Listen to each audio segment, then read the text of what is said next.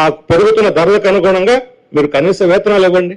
1,000 రూపాయలు కూడా పెంచడానికి మనసు రాదు. పైగా ఇప్పుడు ఏమంటున్నారు, మీరు వారానికి 80 గంటల పని చేయాలి, 90 గంటల పని చేయాలి. ఇప్పుడు పని చేస్తున్న 45 గంటలు చాలు, ఒక్కటి పెంచాలి. మీరు సోమరులు అయిపోతున్నారు. ఇది 45 గంటలు 90 గంటలు చేయాలనేటువంటి వాళ్ళు 10,000 జీతం 20,000 చేయాలని మాత్రం అడగట్లేదు. 10,000 జీతం 26,000 చేయాలని చెప్పి అడుగుతున్న కార్మిక సంఘాలు సమ్మె చేస్తుంటే అది అభివృద్ధి నియోజకుల వాళ్ళు, దేశద్రోహుల వాళ్ళు, జాతి వ్యతిరేకులు. అభివృద్ధి అదే అభివృద్ధి. కార్మికుల జీతాలు పెంచితే అభివృద్ధి జరుగుతుంది, రైతులకు గిట్టుబాటు ధర వస్తే అభివృద్ధి జరుగుతుంది, వ్యవసాయ కూలీలకు ఉపాధి హామీ వేతనాలు పెరిగితే అభివృద్ధి జరుగుతుంది, మానవ వనరులు వాళ్ళ కొనుగోలు శక్తి పెరిగితే పరిశ్రమలు వస్తే ఉద్యోగాలు వస్తాయి.